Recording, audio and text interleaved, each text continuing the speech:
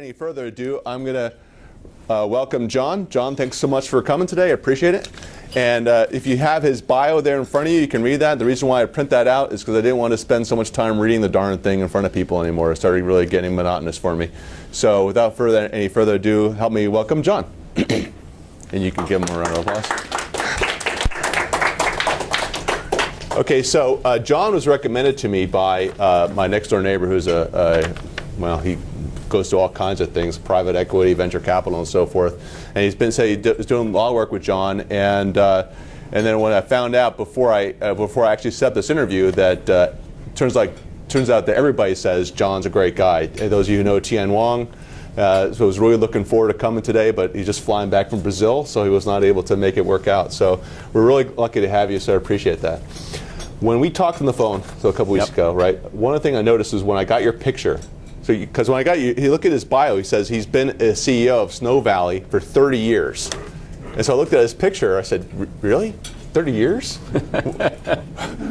How's that even possible? When did you start the business? And he did. So why don't you talk a little bit about how it's possible that you ran a company for 30 years? Well, yeah, I mean, the key to longevity is starting young and getting lucky, I guess, in some respects. And Snow Valley was and really still is my only true full-time job. I started at the age of 21, and really coming into Snow Valley already existed, but was struggling and was, I think at that point, about I think we did about $120,000 worth of business that entire year. So I really came in just to clean the business up and get it going enough to be able to sell the business. And several years later, I'm the one who bought it. So that was my job from the age of 21 until I was 49. Actually, the day before my 50th birthday was the closing day of selling the business. And I know you can't go into any details yet about the acquisition. Can you say who acquired it? Yeah, I sold the business to Nestle, Nestle Bottled Waters of North America, and they own some brands you've probably seen: Deer Park, Arrowhead, a number of others, Poland Springs, Perrier. They probably represent about 40% of the U.S. bottled water market. Okay. So when we talked on the phone, you said when this all started, you had some ideas even when you were really young. And you said you started working at 21, and it was around when you were 23, 24. You just realized that you could run things a lot better than the company was already doing at that time.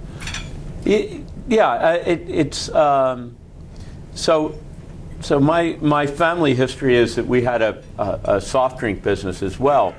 And when I first came in and started fixing up the business, I said, oh, well, we already have a model of delivering and trucks and bottling. We should be able to do this. And it didn't take me long to figure out that it was really sort of two different businesses.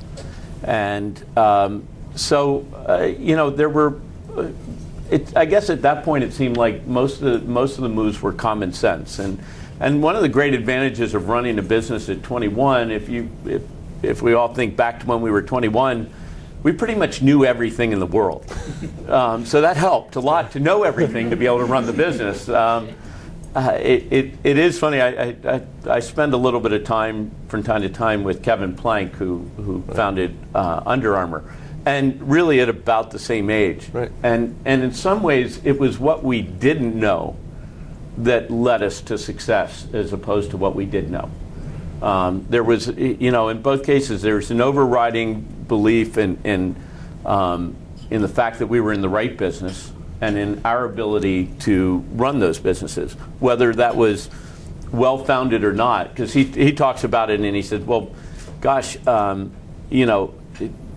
if you really thought about competing against Nike and Adidas and Reebok, that's probably not where you want to go do it. But he didn't think of that at 21, and thank goodness he didn't. And I will say this: that in 1980, the competition in the bottled water world was much smaller than it is today.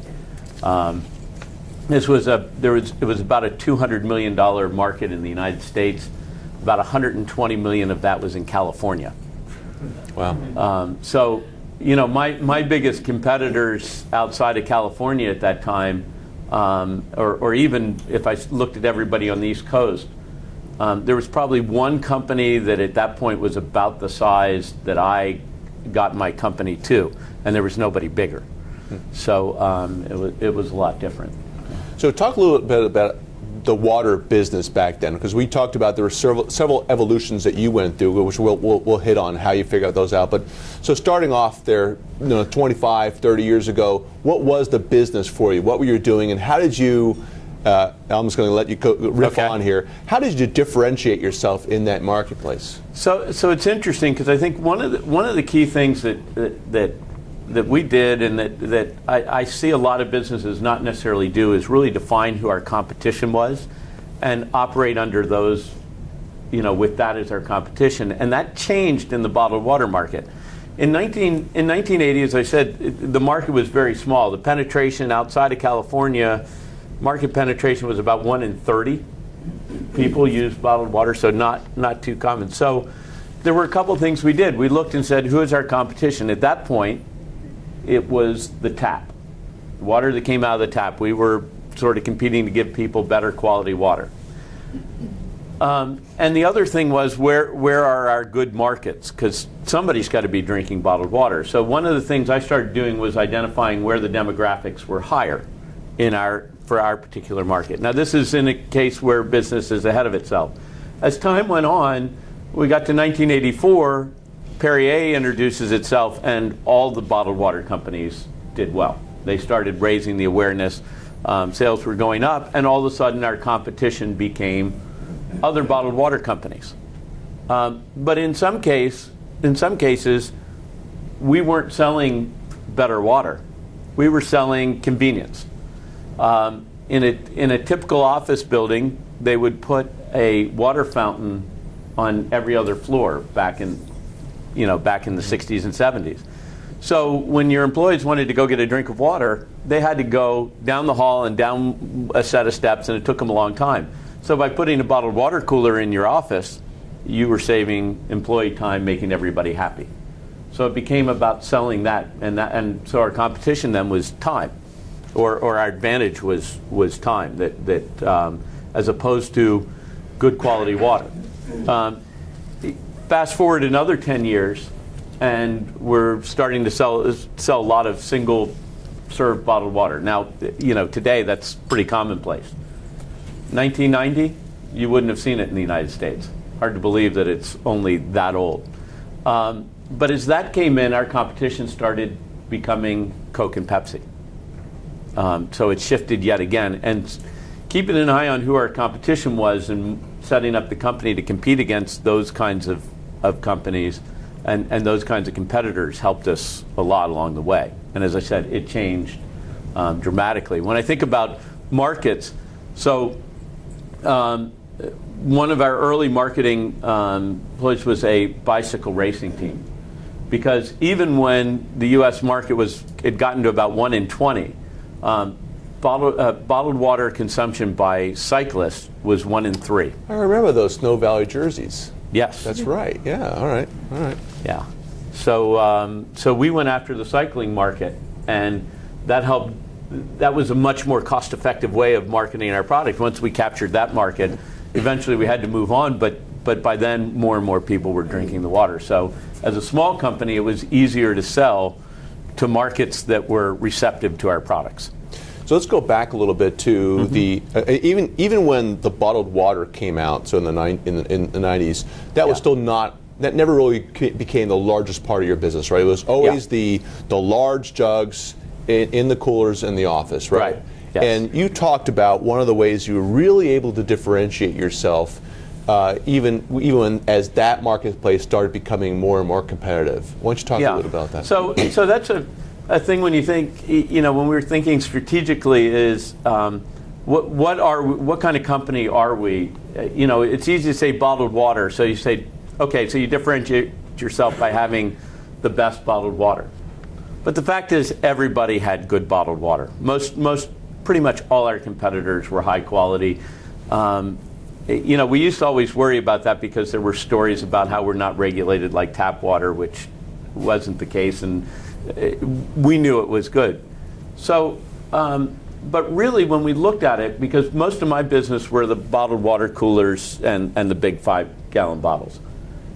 We were a home and office refreshment business more than we were a bottled water company, even though bottled water was our big product. So what did we need to do to be good in that market? We needed top-flight customer service. We needed reliable delivery and a good customer experience from when people called to how they get their bill. And those were the things we focused on, because product quality just sort of was a cost of entry to the market. And so talk about some of those things that you did for great customer experience. This is pretty interesting. Some of the things you did that seemed to be trivial to many people probably, but that helped you really stand out. Yeah. I mean, I always start with the easiest one is sort of honor all your promises. And in the delivery business, it's show up on the day you're going to show up. But we looked at every phase of how customers interacted with our business. And in the bottled water business, you end up with a lot of small customers. I mean, tens of thousands of customers that are doing, $400 a year with you. And so you have to be able to provide a unique customer experience, but do it repetitively and right every time. So that was one of the things. We spent a lot of times about what happens when customers call your customer service center, the call center. And it was, I talk about the call center, everything is in one office. So I think my call center manager always sort of dreaded the fact that from my office I could hear all of her people. But we spent a lot of time sort of coaching them as to what their job really was. And I would ask them and say, well, so what do you think? And they said, well, to solve the customer's problem or to, transfer information. I said, no, it's make the customer feel cared for, because cared for customers stay with you. We did a lot of other things to help that experience and be able to provide our customers with better experiences. We went to actually handheld computers that would print out the receipt on their belts in the mid-90s. Now, for a small company to do that seems like a lot, but it upped our customer service levels significantly because customers didn't have to wait to get copies of invoices anymore. And aside from the fact that I didn't have to spend time going through a closet full of invoices, and as I said, with tens of thousands of customers, you get a lot of them. So finding that customer's invoice was hard. So now we could just go on something, email it to the customer. They were happy. They paid us faster. Life got a lot simpler. But we spent most of our time focusing on improving that customer experience. Because really, to increase the margins in a business, you can do one of two things. You can lower your costs, or you can increase your value. And I knew I was competing against some pretty big guys with a lot of wherewithal. So I spent my time trying to increase value. And that increased both my ability to charge a little more and longevity of customers. Because particularly in a business where you're only getting about $400 or $500 a month from a customer, you need to be able to keep them for a very long time in order for that to become a profitable way to do business. So, and we also talked about some other things you did. For example, and I'm not going to give it away. Oh. You talk about, but something like the Rudy Giuliani broken window thing. I'm not saying you stole Rudy Giuliani's idea, but the idea about taking care of the little details in how your people were dressed and the equipment and so forth. Talk a little bit about that. So one of the things to do this is we needed a professional staff that was dedicated, and because we're dealing with so many customers and trying to stay lean and mean so that we can do this profitably, everybody had to be singing off the same page. So we had a lot of sort of small rules that translated into bigger things. For example, not only were all our guys dressed in identical uniforms, which seems to make a lot of sense, but while they didn't wear ties, this button right here had to be buttoned on your uniform. The truck doors that slide down on the side have this little sort of canvas pull on them.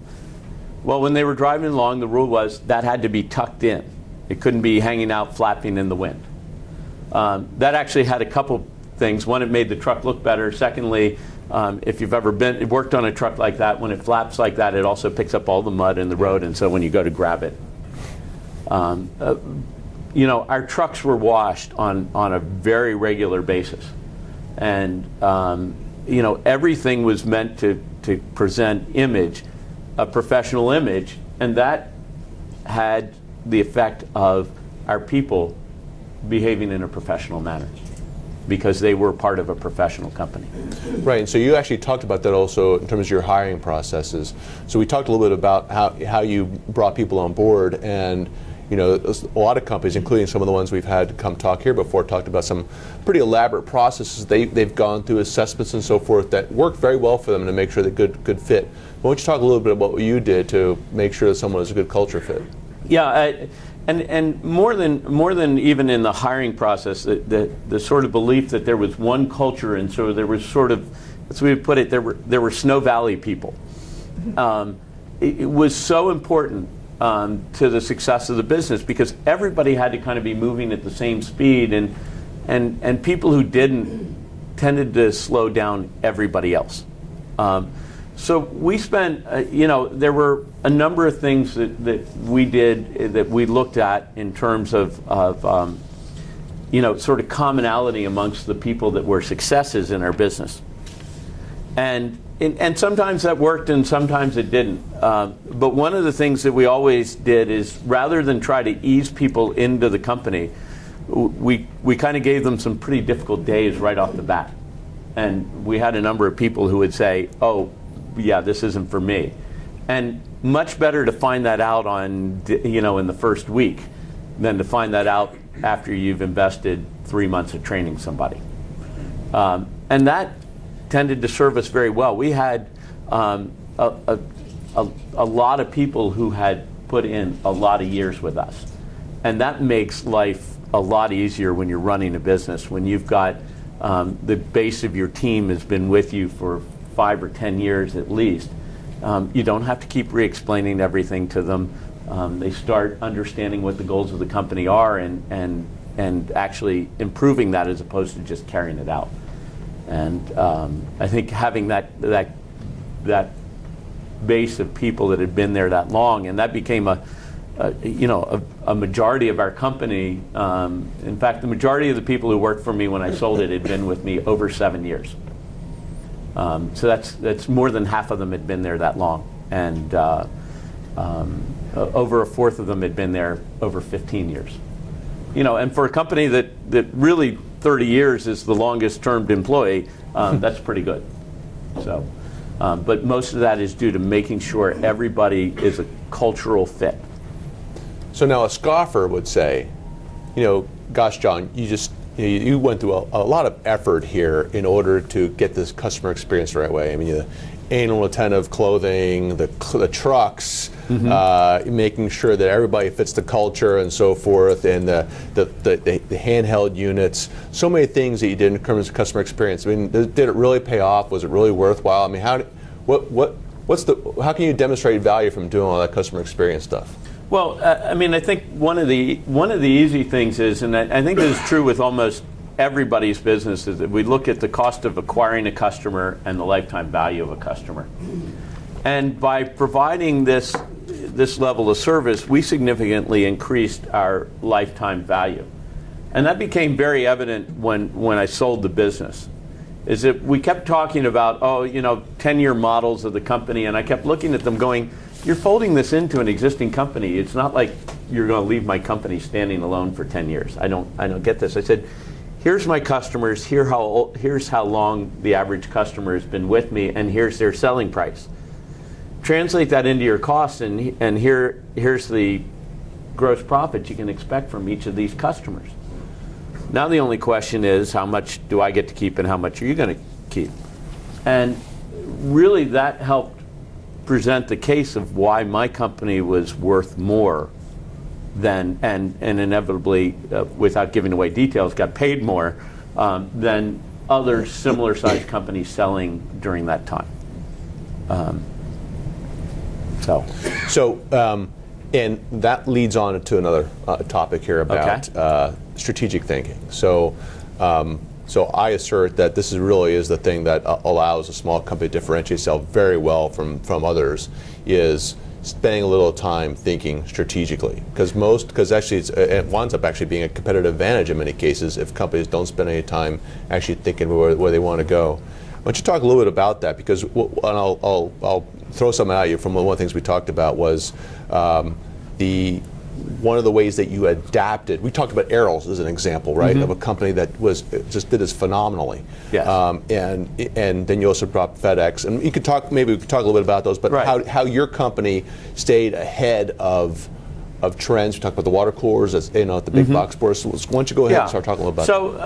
So obviously, as you're running a small, mid-sized company, it's tough just getting the doors open every day and wondering whether everybody's showing up and making sure that your customers are paying you and you got to do this. But really, to be successful in the long run, I think you have to think long run and be constantly aware of the fact that your market changes. I kind of talked about differing competitors. One of the competitors that we had not seen really coming down the road, we saw them, but we didn't get to see them 4 or 5 years out, were the big box stores. And it's kind of odd. You go, well, how does a big box store compete with a company that does direct delivery? And the fact is, one of the parts of our equation was that we rented bottled water coolers. And in the 80s and 90s, I would buy one of these things for $140, and I would rent it to companies like yours for $12 or $14 a month. And they would last for 15 years. You don't have to do all the math to figure out that's a really good return on assets. Well, in the late 90s and early 2000s, as Sam's Club and Costco and all these guys started growing, they started importing bottled water coolers from overseas and selling them for $100. Well, you can imagine when you're trying to rent something for $140 a year and somebody can buy it for $100, that took out about a third of our rental base, which actually translated into about a sixth of our revenue. So, about an eighth of our revenue. So it was a significant number. And the fact is that was all that revenue went away and not very many costs went away. And so we had to say, okay, we're losing this revenue. Now what do we do? There are only but so many costs we can cut out of this. What else do we have? And that's where we really began to look at sort of the whole office refreshment business and said, okay, our core competencies are we have a great delivery fleet that's very reliable. We have a large set of customers that have been dealing with us for a number of years. And we have a good billing and customer relationship system set up. How can we leverage this? And we looked at other products, coffee, snacks, actually soft drinks, and started selling those into our existing customers to bridge that problem of the revenue that we had lost due to the water coolers. And I will say this: the margins weren't quite as good as that as they were on the water coolers, but you can't, those were great margins that were gone, and there was not an easy way to get them back. And I've been looking at the bottled water business since I've been out of it, and nobody's figured out how to get them back yet. But a lot of people are figuring out this other revenue streams with core competencies and your existing customers. And our customers were really happy because they used to have 2 vendors, now they had 1. and they had one they could rely on. One bill to pay, one delivery person, all those things came in to be handy. And you've seen other companies adapt to take advantage or to deal with things that happen like that. FedEx is one of the great examples. Is that if you think about overnight delivery of things and documents and stuff, and then all of a sudden fax machines are invented, and then email. I mean, who needs to have stuff overnighted documents if with email? So that's when they bought Kinko's and rolled that into their whole service, so that now they don't have to carry those sales brochures on a plane. They send them to a Kinko's office and they're printed there, and they can do it for less cost, but about the same margin. And customers are happy. Everybody's happy. But it was a way to adapt and take advantage of changing technologies or to sell to their existing customers. Just going a little off topic what we talked about before, because then I want to talk a little bit about your leadership. But how did that come around? So how were you able to, looking back over that past period, how were you able to think that way? I mean, because a lot of business owners don't do that because they get stuck in, got to execute, got to execute, got to execute, got to execute. How were you able to do that? So, I think that one of the things that helped me a lot was being an active member of several networking organizations. So you're always talking about your business and hearing other things come back, and you're hearing other people's issues, and it helps you think helps you think outside the box a little bit. And also, I relied on several advisors quite a bit, and kept my mind open. And it was interesting in thinking about attorneys. And I gave a lecture the other day at Georgetown Law. And it came to me as I was talking that at least 50%, and it's probably more like 80% of the conversations I had with my attorney were about business issues. They weren't about legal issues. So who can you depend on to keep bouncing ideas off of? Because I always said, I was glad I had these organizations, and the bottled water industry had a very close-knit trade association. Mainly because there were a lot of people like me, sort of small, mid-sized people that were regional, and so we weren't competing against one another, so we could share everything. Well, if you make all the mistakes yourself that you could possibly make in business, you're never going to survive. So I got to learn from other people's mistakes. They got to learn from mine. So collectively, we could make all the mistakes without having to pay for them all ourselves. Right. And I think that was, being parts of different, networking organizations was a big help in keeping that view going forward. But a lot of it's just the discipline to get your head out of the weeds and look at what's coming down the road. And you just have to say to yourself, I got to do this. I always had a plan for where I wanted to go. And some of it was just, when I first started, I mean, I was sweeping the floors and bottling the water and having to go out on a truck. And so my goal was to get my company big enough that I didn't have to bottle the water myself anymore. And then my goal was to get big enough that I didn't have to go out on a truck. And it took me a couple of years to get to that point. Mm-hmm. But those were goals for out in the future that I always set to say, here's where I want to get to. And if you don't have a destination in mind, it's hard to kind of navigate which road you're going to pick. So, yeah. About the product.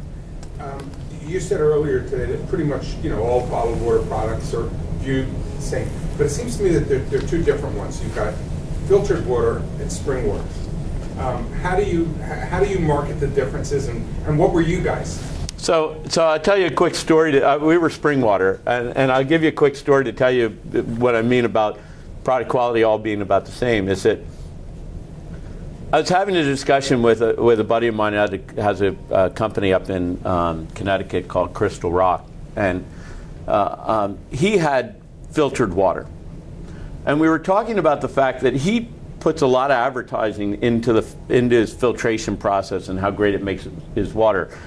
Yet he was guessing that at least 25% of his customers thought he sold spring water. And I was saying that at least 25% of my customers don't believe my water comes from a spring.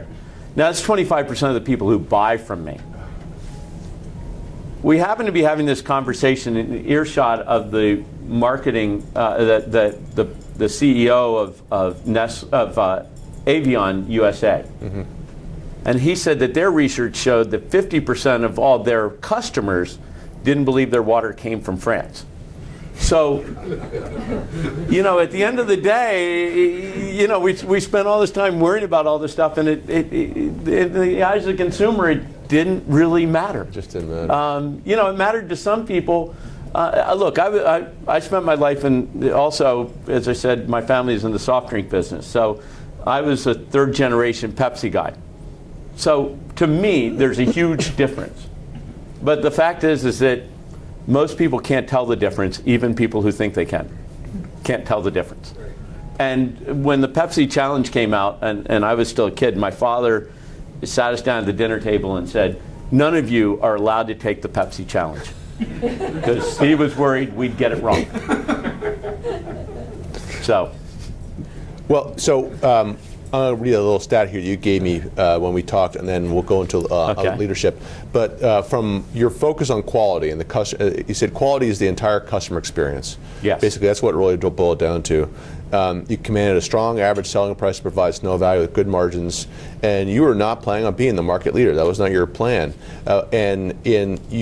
All this focus on quality gave you 22 years in a row of growth. Mm-hmm. Well over half of which were in double digits. Yes. And your heyday was 1988 to 2002 in that home and office market. Yep. Okay, and just for what it's worth, home and office, single serve drink was not really your market. It was really no, I mean, we did some, in the early days when it first started to come about, we did it because the margins were good, and my soft drink contacts allowed me to sell a good bit. But once Pepsi had its own brand and other people were pushing harder and margins started falling quickly. I mean, to give you an idea, we could, even back then, it cost us, to produce a case, cost us about $4. And we could wholesale that for about $9 a case. Well, now any of us can go to Sam's Club and buy it for $4. For $4 or $3.50. And you got to be able to produce it for $1, $1.50. Is really about where so the margins just shrunk to next to nothing. So I just believed in, I didn't like the idea of high volume, low margin business. Just, some people thrive on that and do very well on it. That was not our forte. Ours was, concentrate on a high margin value customers that, appreciated what it was that we were really good at. Because being a low-cost guy isn't something I could have been the best at, but in terms of providing quality service, yes, we could be the best at that. All right, so just a few more minutes before I open up for Q&A. We talked a little bit about leadership when we talked on the phone, and I asked you about what was one of your biggest mistakes, and you said it was, and this is actually interesting because this, as I mentioned to you when we talked on the phone, I've heard people say this was the best thing they've done, and I've heard people say this is the worst thing they've done. So just to show you, it ain't easy, right? If it was easy, everyone would do it. Right. But your biggest mistake was that you hired a general manager. Yes. So talk a little bit about that. So 2002 or 2003, somewhere right in that point of time, I guess it was 2002, I hired a general manager. Somebody I'd known, a lot of experience in the industry with a company that had grown very fast. I knew the owner of that company very well. He had sold his company, so this guy was no longer working for him. Just spoke very highly about him. And I looked and thought what I don't do well, because it's very important as a business owner to know what you don't do well so you can hire somebody who will do that. You don't have to develop the skill yourself, just hire somebody who does that. Well, this guy was a great planner and great on processes. And that was probably not my forte. I was more about understanding the experience and the quality and looking out into the future. And so at that same time, I'd started angel investing, was in a company called InPhonic that was growing very fast. I was spending a good bit of time there, which which was not a bad use of my time. But what I didn't realize is what I didn't spend enough time with this guy explaining or making sure that he was following through is that he didn't quite get the culture and the whole idea of all those little things like the handles on the doors tucked in or the button done, or what it meant to run customer quality or be a Snow Valley team member. And he didn't quite get that. And it wasn't like he was far off or that he wasn't a quality guy. But that was the problem. And it hurt us significantly. The other thing that I noticed is that while I needed a lot more structure around the planning process, he was probably significantly too far. I was too far to the side of sort of ready, shoot, aim. But he was aiming forever. And so somewhere we needed to get somewhere in the middle. And so the mix just wasn't right. And I lived with it for a long time, and it was an expensive mistake. Yeah. I say it's an expensive mistake. At the end of the day, I did okay, and so you never know what things would have been like if you hadn't done it. But when you look at it, if I had spent more time making sure he understood the culture and following through and making sure that stayed, I think we could have done a lot better. Right. So applying the same kind of wisdom that you use for hiring your other employees, if you applied that same set of rules for your CEO, for your general manager, it may have operated a little differently. You may never have come on board in the first place. He may never have, or I think he would have understood. I think he might have understood it had I spent the time. At the end of the day, the buck stops here, so I tend to think of the blame is with me, and that I could have done a better job. It wasn't that he was a bad person. I mean, it's just he didn't quite get that little difference. It wasn't that he wasn't willing to, but when we hire somebody and so they have a supervisor, and then they have me, and they have all these people pushing on them. Whereas this guy was fairly close to the top, and I was no longer there every single day. And had I been there every day, it probably would have made a little bit of difference. All right, so how about we just open up for Q&A, and then what I'll do is at the end, I'll just have you give some closing thoughts that you want to make sure you pass out to everybody. So questions, John. How long did you keep the GM after you realized it wasn't quite working? Okay, so when I convinced myself that it really wasn't working, not very long, but it took me 5 years to convince myself of that. Because, we had been in a little recession, we had the big box stores selling water coolers, there were all sorts of things that were just, that I could say, okay, this is why business isn't good. And I was helping found this company, InPhonic. We were going from nothing to $400 million in 3 years, so I think my focus was a little bit there, and on the first day I kind of took my eye off the ball. But how different would it have been? Who knows? Matt. John, as much as you can, when you talk about your exit, were you looking for it at that time, or did they come to you, and how were you paid up front versus earn out, and what was your ongoing commitment to the company? So most of the terms of the deal are quiet, but I can speak to some of them. I knew the CEOs of all my potential strategic acquirers very well. I mean, we sat on a board together.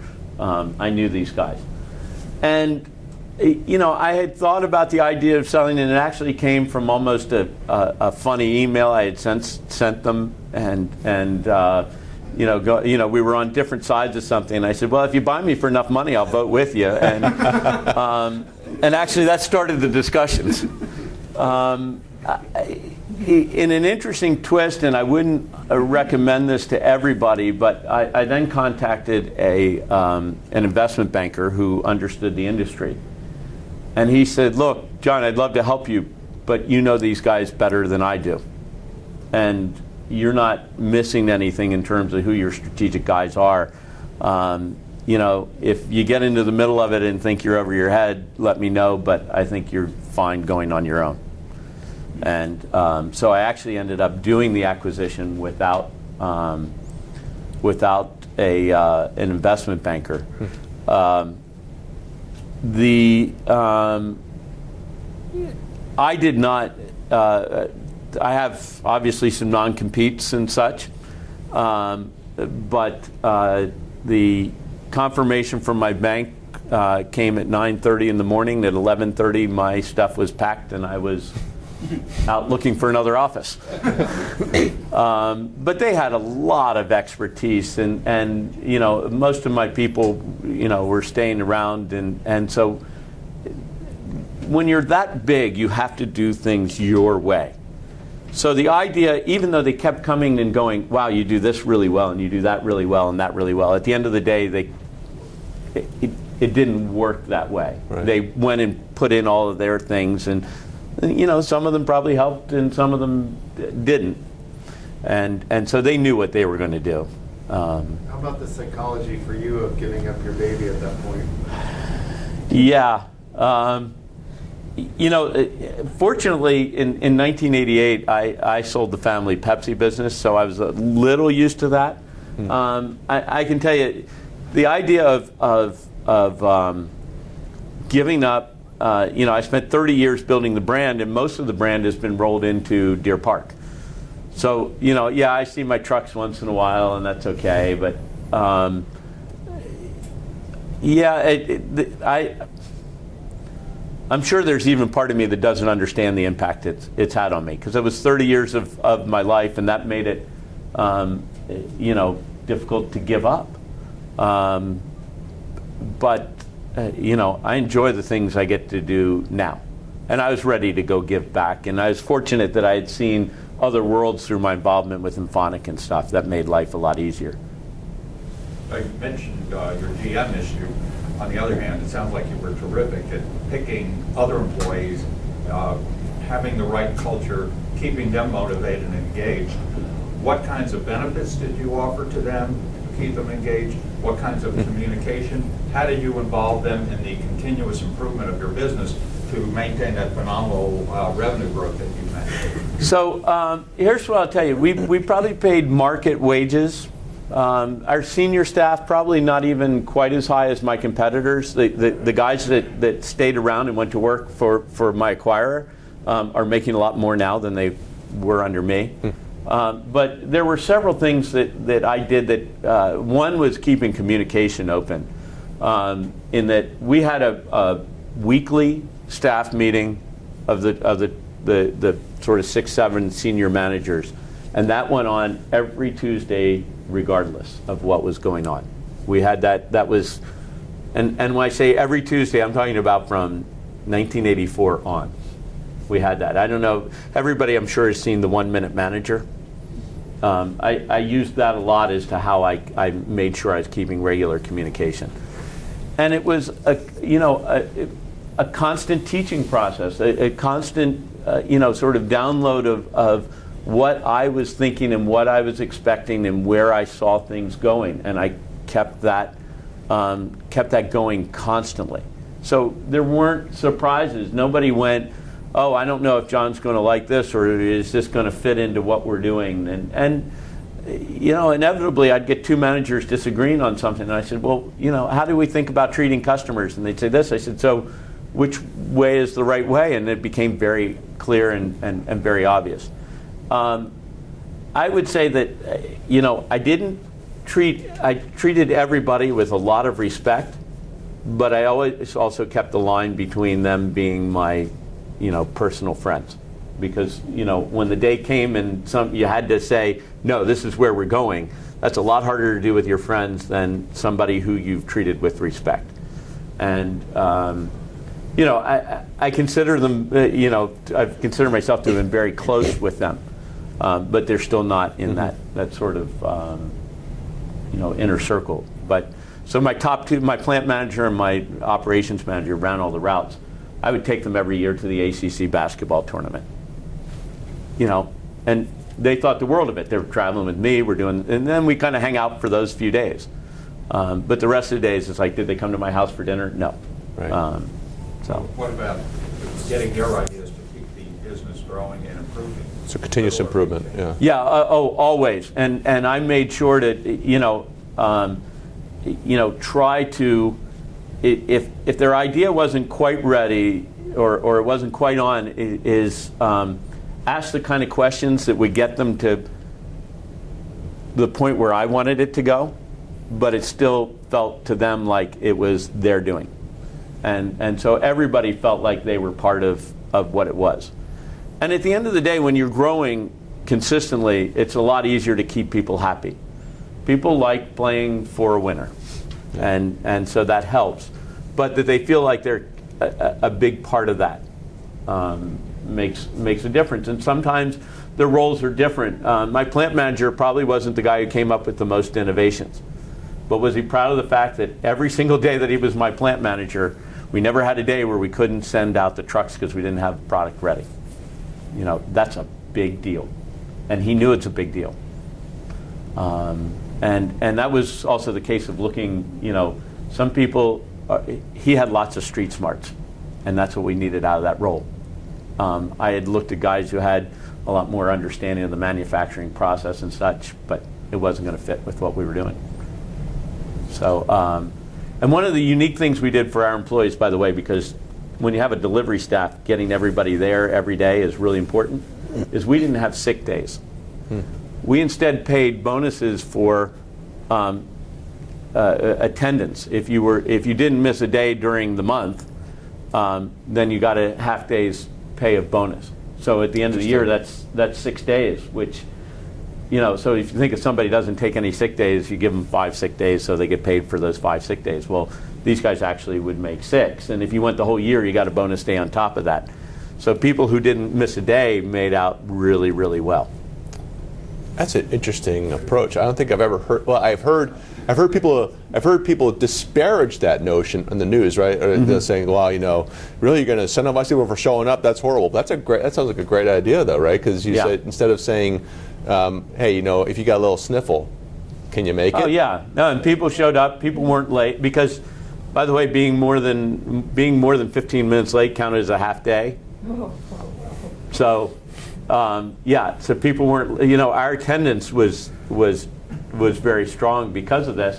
And at the end of the year, they got these bonuses and everybody's like, oh, this is my Christmas bonus. And here they'd been showing up and they get all, and the other thing that we did with that is that we had this program called the STAR program where you got stars for attendance and then you got stars for doing something above and beyond your normal job. You came up with a new way to do something or whatever. And we did this at the managers meeting every week, which was twofold. It was one, to recognize employees. It was two, to have our managers think about people doing things right. We all catch everything that our people do wrong. That's easy. But catching them doing something right is hard. And so this put that focus on catching people doing things right. So you get these stars. And at the holiday party, we'd convert them into play money that they could use in an auction for real prizes. Television, some are small, some big, tickets to something, DVDs for those who didn't have as many stars. And this auction was like a big deal. So that was another incentive to get there every single day and to think about doing things right for the company. Because when you saw the guy who had all the stars and he got to take home a lot of stuff, you think, that's what I want to do next year. Well, so, okay, quick one, and then I want to let John wrap us up. So go ahead, Isabella. You mentioned you were part of several networking groups and branched out into different products. You were on the board of many groups. When would you say was your turning point for your company when you went from small to being called every day with a new customer? Well, the funny thing in the bottled water business is that the numbers are, because you're dealing with all these small customers, the numbers are significantly different for new customers coming in. I don't know that I ever had a day that I didn't get a new customer. But one wasn't going to work because even though our loss rate of customers was fairly low, if you think of 14% of our customers we're going to lose in a year, well, even when we were at 10,000 customers, that's 1,400 customers in a year that we're going to lose. That's 4 a day that we're losing. So we better be getting a lot in. I think that I always tried to think of our company as being big. Always. I never thought of us as just small because I knew where I wanted to get to. We just weren't, at that size yet. It meant I had to do more of the things myself. But I think somewhere in the mid 80s, 85, 86, all of a sudden it's like, not to you for a pun, but it's like somebody turned on the spigot. And in the summer, we would be answering the phone and signing up 20, 30 new customers a day. And so that was when you went, wow, this business is really going somewhere. And that was when it became obvious that it was time to get out of the Pepsi business. So, John, how about you wrap us up? What are some last thoughts you want to share with everybody here in the two or 3 minutes we have left? It's kind of interesting because I feel like I learned more now than I did before in several different ways because I see a lot of businesses. But the things to think about is how you get from where you are to just a half step away. And particularly that's critical as you're starting. But it's also, where do you want to get to? Where do you want to be 5 years from now? What do you want to be doing? What do you want your company to be doing? I mean, without that, like I said, it's like setting out on a journey without knowing what the destination is. And some businesses do well anyway. But the fact is that if you know where you're going and can manage to that, it's going to be a lot easier. And the other thing is that most of us know, or at least can feel, what's right and what's not right. But sometimes it's a very hard road, that one that's the right way to go, or it's going to slow growth for a little while, or whatever. Stick to what you think is right, because it'll serve you well in the long run. And just stay with what you know is right. Don't take the easy path, because it isn't going to lead to long-term success. Okay. Well, thanks, John. Appreciate it. It's awesome. Sure.